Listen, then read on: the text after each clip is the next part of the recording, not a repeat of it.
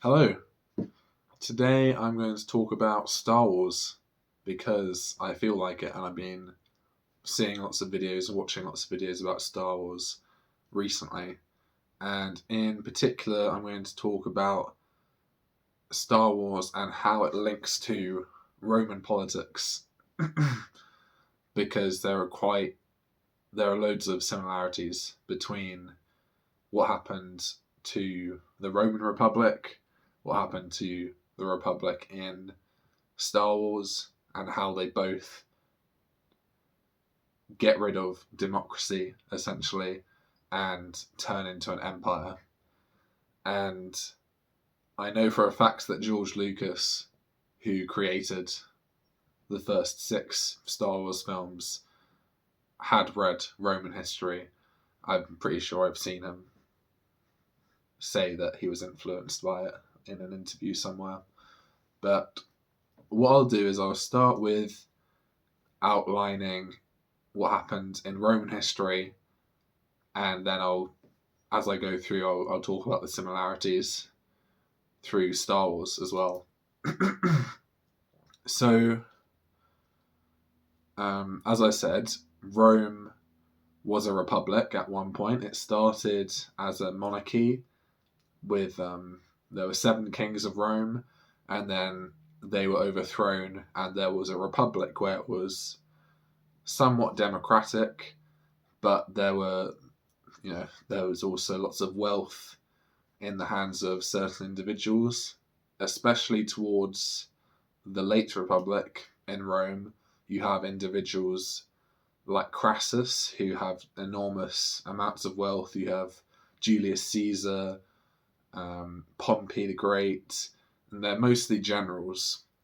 Usually, what happens is because the empire was so big and there was lots of enemies along past the frontier, generals would go and fight their wars, and if they won the war, they would plunder the land with their soldiers, with their army, gain loads of wealth because of it, come back, get it ratified by the Senate, and then they'd be able to tax the people who they've just invaded and colonized, essentially. So they would exact resources from all of the areas around the empire. And for that reason, because the late Republic was a period of growth for the empire, is kept on expanding. Julius Caesar conquered all of Gaul for the first time and invaded Britain, although he did come back straight afterwards, basically. You have Pompey going east and defeating Mithridates, who was a king causing trouble and rebellions in the east, around Turkey nowadays. And they both amassed lots of wealth. And in terms of in the city of Rome itself, where politics actually happens, where the Senate is, the Republic was really unstable because, let's start with the Gracchi. There's these two brothers called the Gracchi who are politicians. They're both senators, and they are on the side of the people, essentially. They want land reform for the people and for lower, less aristocratic senators and knights, they were called, equestrians. They wanted land to be redistributed from the massive aristocracy, who most of which were in the optimates, which is, you can see it as sort of like a political party today, although it didn't actually act like that in practice. But most of these senators who were optimates, which literally means great men, had masses of wealth, and the wealth continued down through generations and generations because they had the aristocratic links to the foundation of the Republic, basically. And you have these basically well known good blood. They had their aristocratic blood in them from the founding of the Republic, and then they go down. And if you're a descendant of, I don't know, Brutus, who defeated the last king of Rome, then you're still going to be highly respected in the late Republic. So these families were still ruling Rome, essentially. And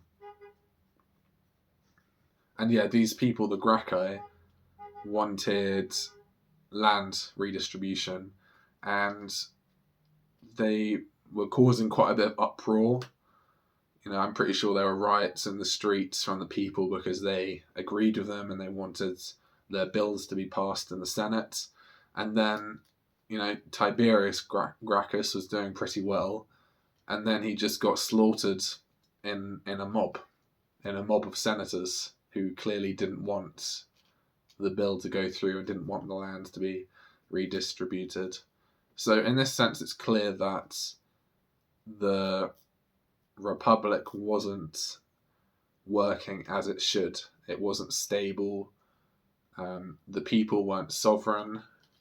That was a core value of the Roman Republic and most republics today. I mean,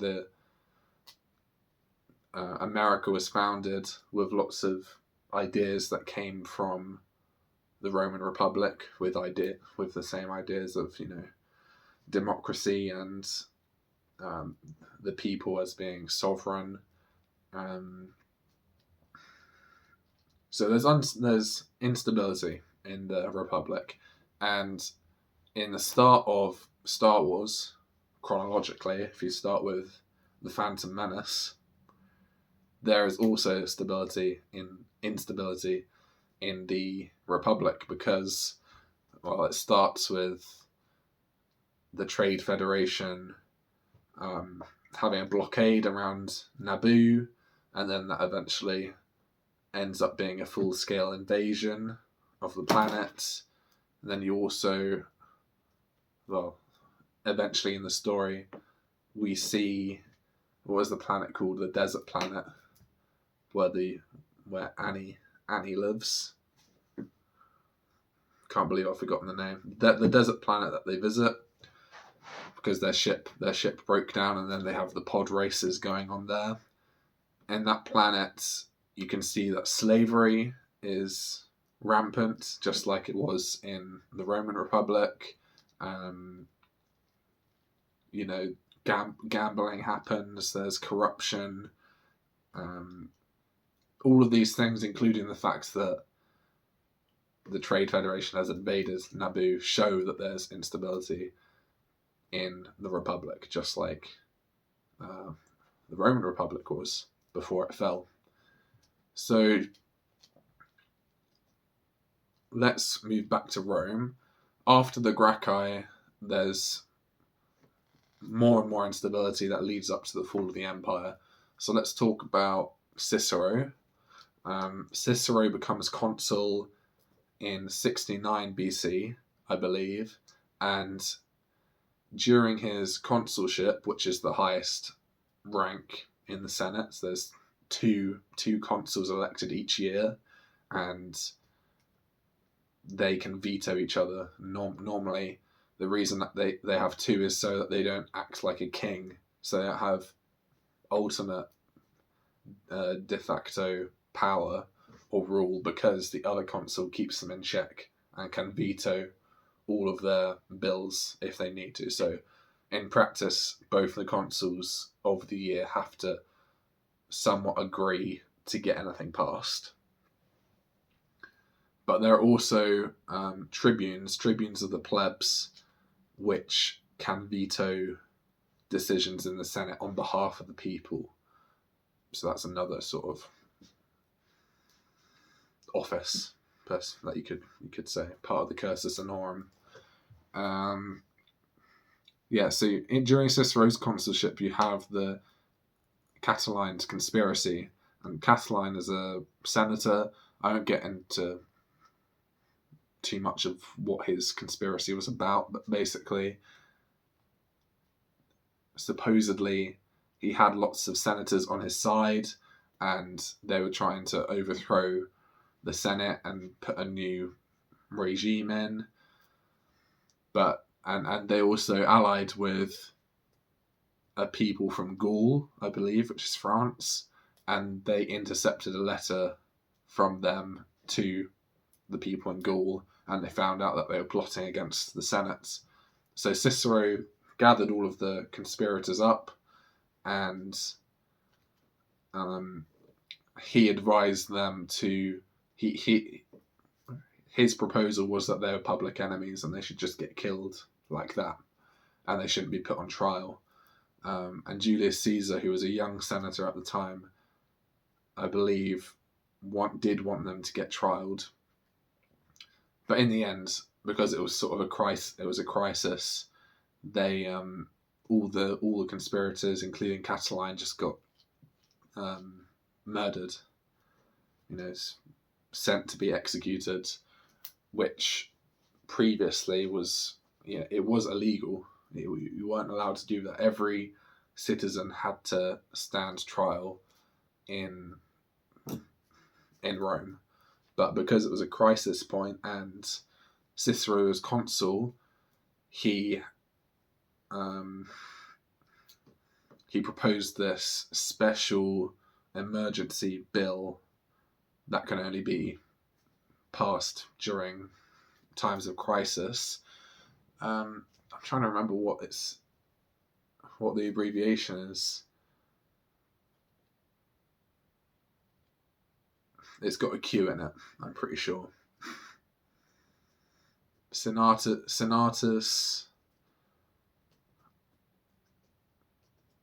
Something about SCC, maybe, might be it.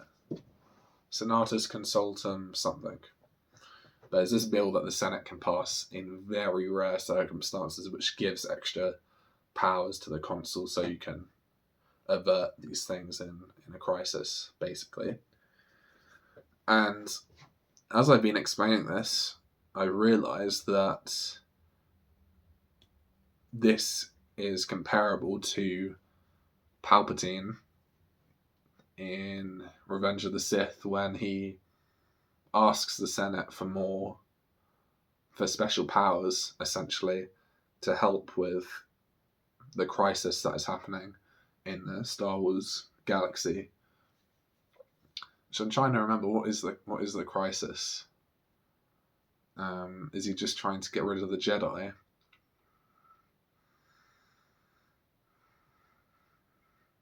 Well, you have the Trade Federation with Count Dooku allying together, and they've got all the droids, and then they're against the Jedi's army, which have all the clone army, and they're both fighting against each other. And then behind the scenes, Palpatine is controlling both sides of the war, essentially. So so as Chancellor, he is trying to be on the Jedi's side, right? So when he asks for more powers from the Senate, he's posing to be on the clones' side. So I suppose I'm pretty sure his explanation was, give me more powers to help me deal with the droid army and the separatists and the Trade Federation. And then they do grant the special commands.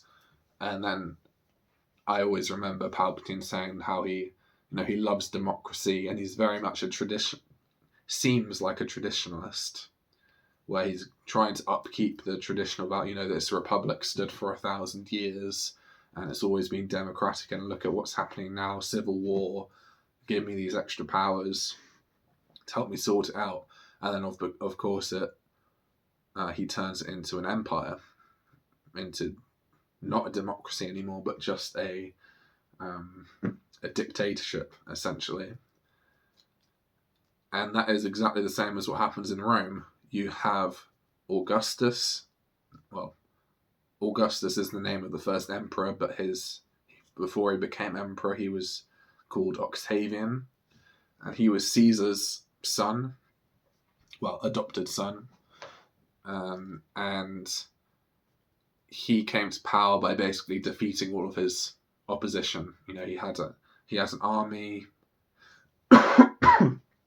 He became consul very, very early at 19, when usually you had to be mid-40s to become consul, but because he was the heir of Caesar, who was previously a dictator, and because he went to fight a battle against Mark Antony at Mutina, the Battle of Mutina, and both the consuls at the time, Pansa and Hirtius, die in the battle, and Octavian is then the next most senior person to lead the army, essentially.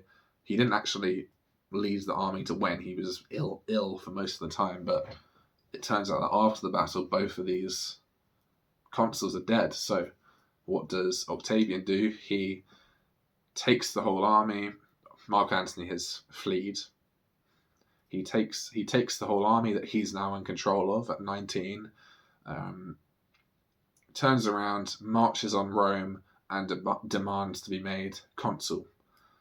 And of course, because he's got an army at his back, the Senate are like, yeah, okay. There's no other choice, really. So he becomes consul very, very early, and then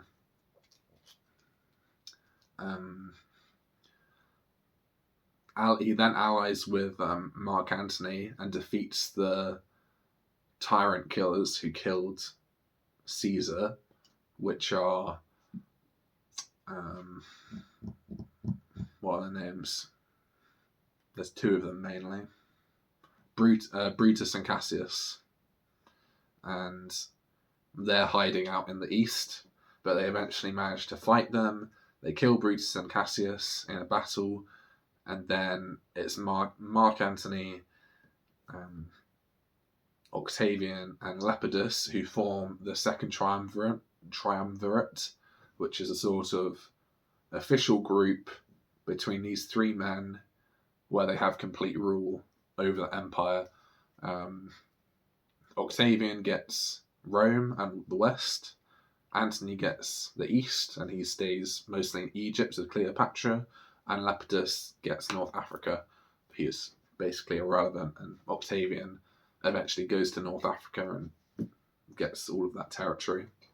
So it's just Mark Antony versus Octavian in the end, and he defeats him at the Battle of Actium. Defeats Mark Antony and Cleopatra. And at this point, Octavian is the sole ruler of the Roman Empire, and he calls himself Princeps, which means first man of the Senate. So during the Republic, the way that Senate meetings were held meant that the Princeps would always speak first in meetings, and it was often one of the oldest senators at that point in the meeting. And this old man would speak first, and that was a big privilege because you could speak. I'm pretty sure you could speak for however long you wanted, putting a proposal through or saying your point as to whether you agree with a certain bill or this or that.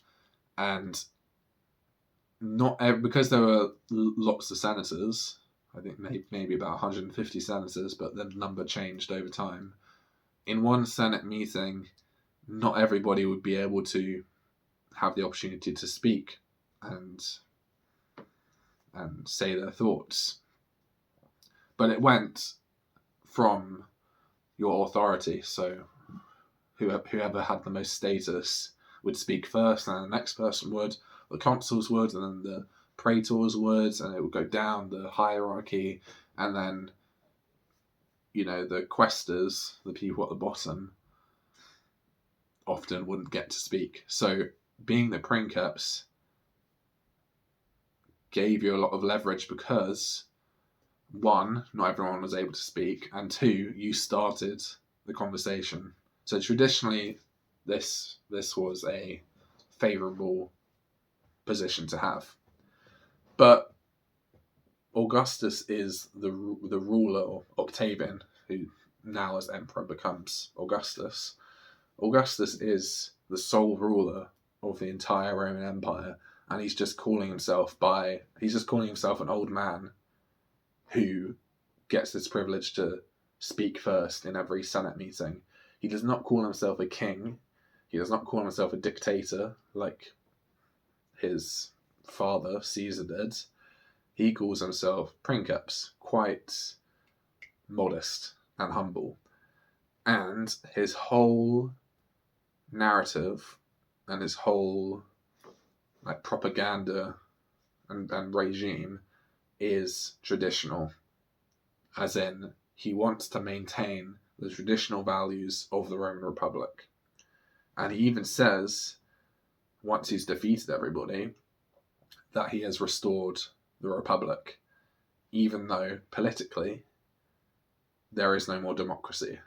Once Augustus comes into power, he directly chooses who he wants to be at each, what general to go to this province, and what appoints all of the praetors and appoints the consuls for each year as well.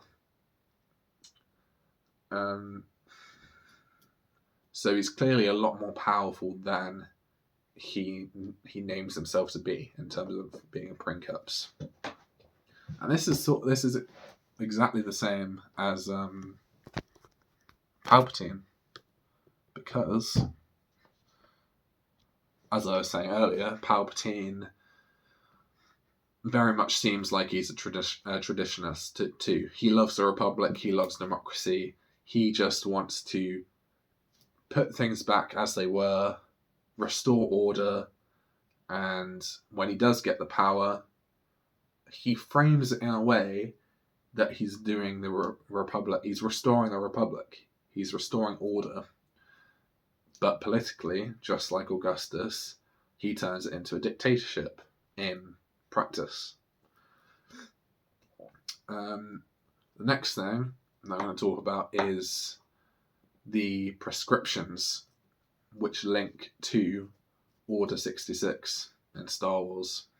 So basically, once Octavian and Mark Antony defeat the tyrant killers, the people who killed Caesar, once they defeat Brutus and Cassius, they learn from Caesar's mistake and decide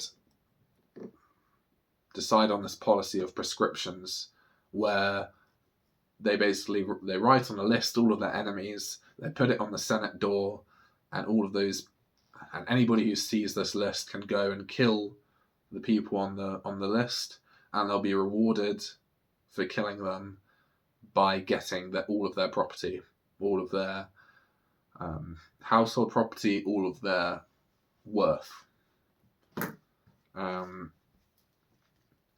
And the reason that they learnt from Caesar's mistake is that once Caesar defeated Pompey at the Battle of Pharsalus, he decided to forgive everybody, all of his enemies, the majority of the Senate. Once Caesar crossed the Rubicon and marched on Rome to fight Pompey, Pompey fled along with most of the senators to Greece. And then, Caesar is in Rome for a year, but he's gathering an army. He has full control of Italy, essentially. He then crosses to Greece with his army to fight Pompey and the rest of the Senate who's betrayed him. And Caesar beats Pompey, becomes de facto ruler, becomes dictator, becomes dictator for life. The Senate grants him dictator for life. And then Caesar forgives all of his enemies He forgives Cicero, he forgives Cassius, he forgives Brutus, and all of these people are the people who eventually conspire to assassinate him. So when Octavian and Mark Antony come along, and Lepidus, when they form this second triumvirate, they learn from Caesar's mistake, and they know to not keep their enemies around. So they get rid of all of them. And this is exactly the same as in Star Wars, because as soon as Palpatine has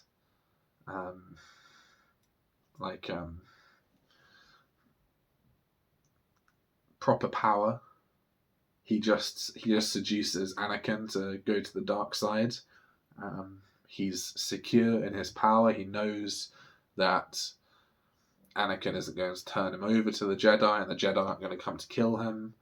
He can now rely on Anakin to defend him because of his love for Padme. After this happens, then he starts Order 66, and that's when all of the enemies of Palpatine, of the Sith, of the to-be Empire, are killed. Just like that. That's exactly what happened in the Roman Republic, essentially, towards the end of the Roman Republic.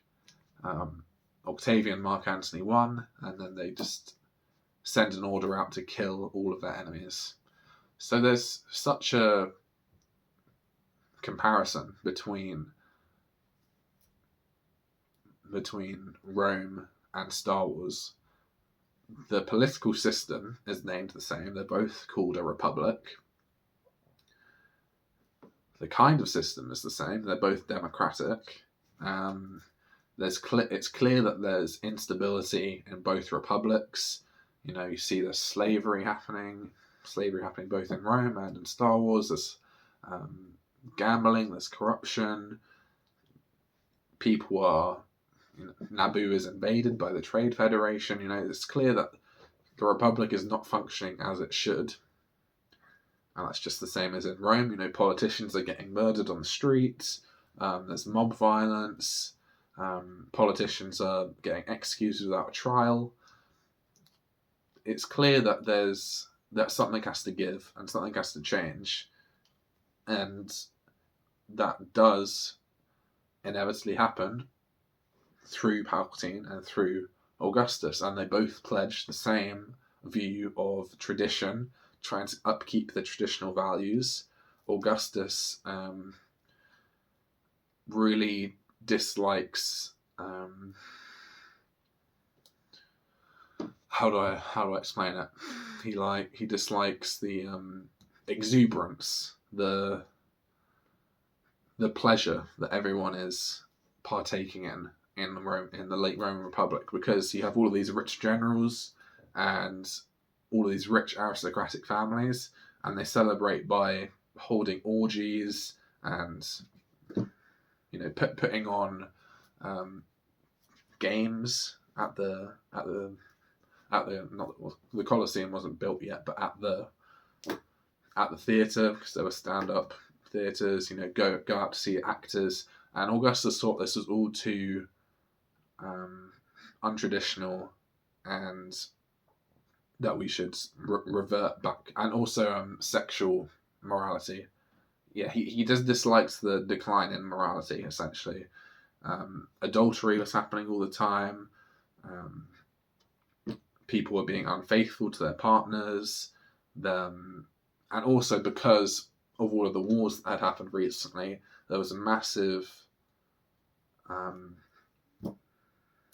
slump in manpower, because so many of these Roman armies, one army from Mark Antony and Octavian, and another army from Cassius and Brutus, and they're both armies have Roman men in.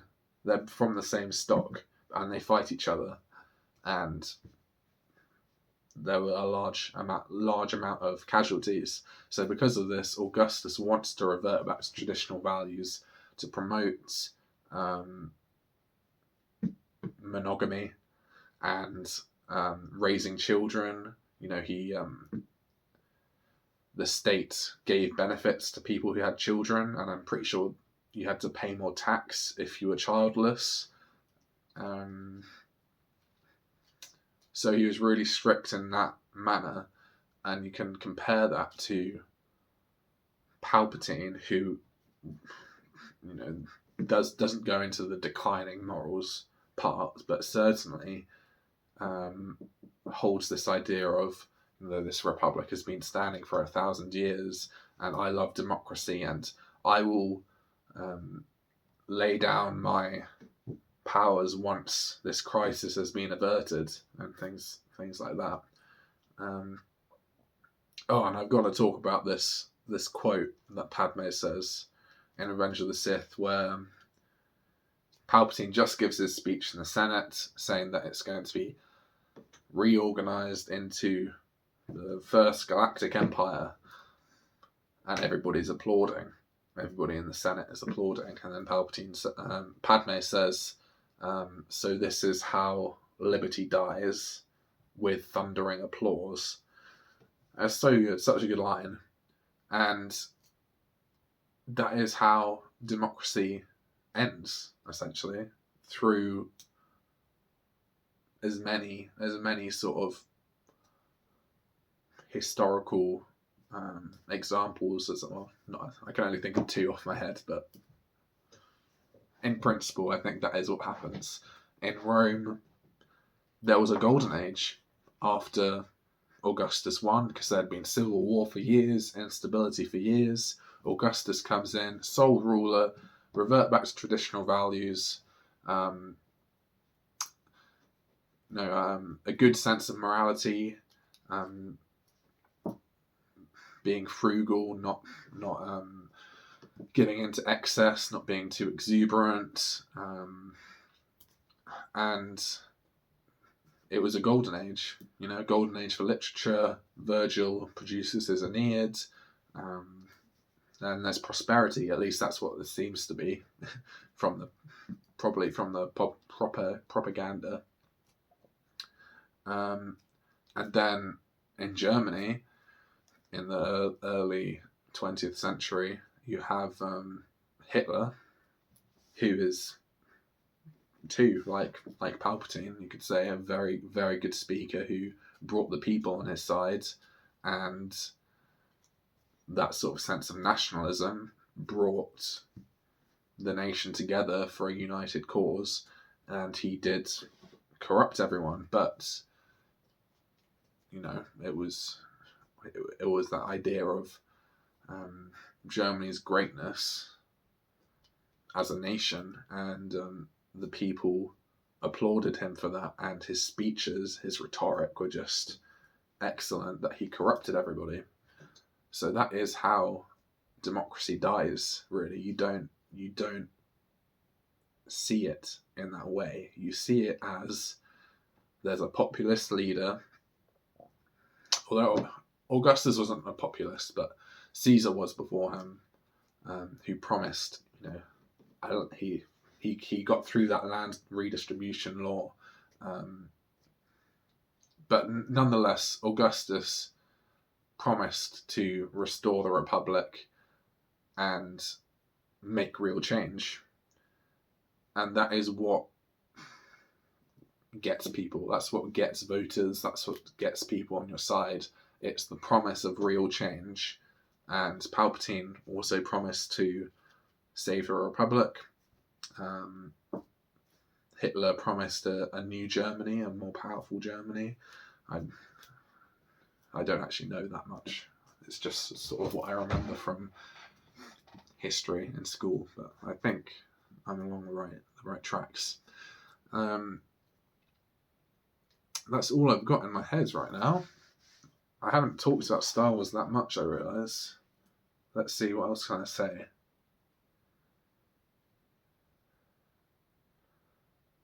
Talked about Order 66. I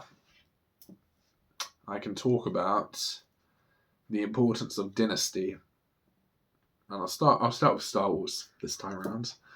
So obviously, father-son relationships are very important in Star Wars. They're vital because if we start with The Phantom Menace, you have young Annie who doesn't know who his father is. You know, we have that scene with his mother talking to Qui-Gon and how she was carrying Annie and she didn't know who the father was. And then Qui-Gon is like, oh, the father must be the midichlorians or from the Force. And then obviously Anakin has a very high midichlorian count, even more than Yoda. So Anakin doesn't know who his father is.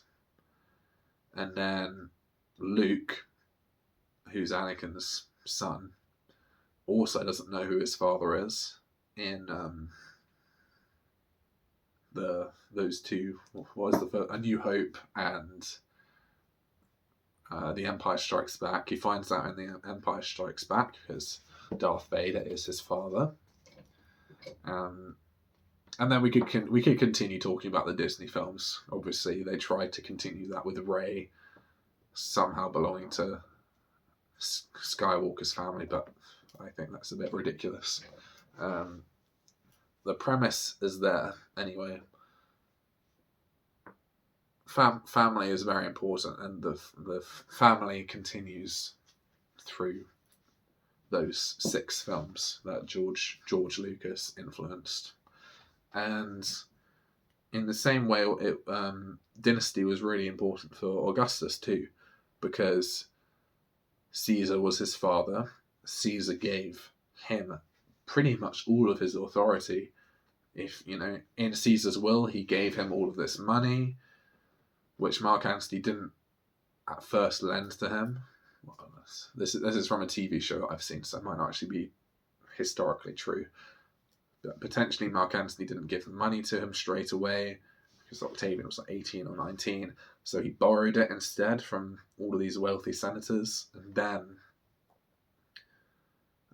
started this army himself, went to the Battle of Mutina with Hirtius and Panzer, the consuls, gets this army, comes back, demands to be made consul in front of the Senate.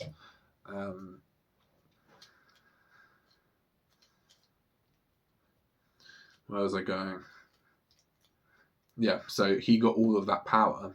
The original source of that power was from Caesar's will and his legacy. In fact, after Caesar died, Octavian wasn't called Octavian. He demanded to be called Caesar because you inherit your father's name. And as soon as your father died in the Roman Republic, people would call you by your father's name. And because he was adopted in Caesar's will, he was then called Caesar. So he was continuing the legacy on, which is very important. And then when Augustus is in power, he's trying desperately hard to father a male heir, and he doesn't have any male children. He tries to go through his I don't think he had siblings. Maybe he did. I think it's through Livia, who he marries. Her old previous marriage to, I can't remember who his name was, but I think they had a child who was Tiberius, who became the second emperor, but that wasn't Augustus's first choice. He had nephews, but I can't remember. He must have had siblings. I just can't remember which sibling it was by. He had there's that nephew who died really young, or maybe when he was 11 or something, in Virgil's Aeneid, who is called Marcellus. Marcellus dies, and that's like a big tragedy for Augustus because he proclaimed him his heir. He proclaimed, 3 nephews or grandsons as his heir, and then they all die in childhood and of disease and illness. So he adopts Tiberius instead, and he becomes the next emperor. So it shows that it's not a complete link, but family is definitely important in both readings. in the end of the Roman Republic and the start of the early empire in Rome, and also in the general story of Star Wars, not necessarily the politics, but the general story of Star Wars. Father-son figure is very important, and the mystery of who your father is sort of guides the whole story of Star Wars.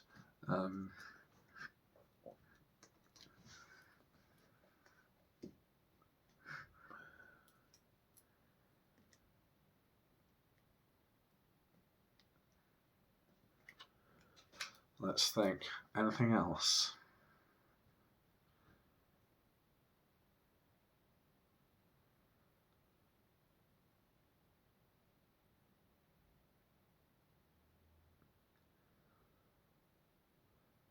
No, that's all the comparison really. It's both sides of the comparison are about how democracy dies, how a republic turns into an empire, and although in the difference is, I was just thinking in my head, the difference that Star Wars eventually brings as a away from I can't speak right now away from Rome, away from Roman history, is that obviously you have Luke, who eventually restores balance to the Force and avenges his father. Anakin brings the dark side away from Darth Vader, and Darth Vader sort of turns back into Anakin for a moment and throws the Emperor Palpatine off the bridge, kills the Emperor. In Roman history, that doesn't happen. In Roman history, Augustus is Emperor. He lives until his old age, and then there are emperors until the end of the Roman Empire, essentially, which is many hundreds of years. So the only comparison is the transition from democracy or republic to empire. Finito. It's been good talking about this. I'm sure I'll probably have more things to say about Star Wars in the future. But I look forward to seeing you in the next video. Goodbye. Have a good rest of your day.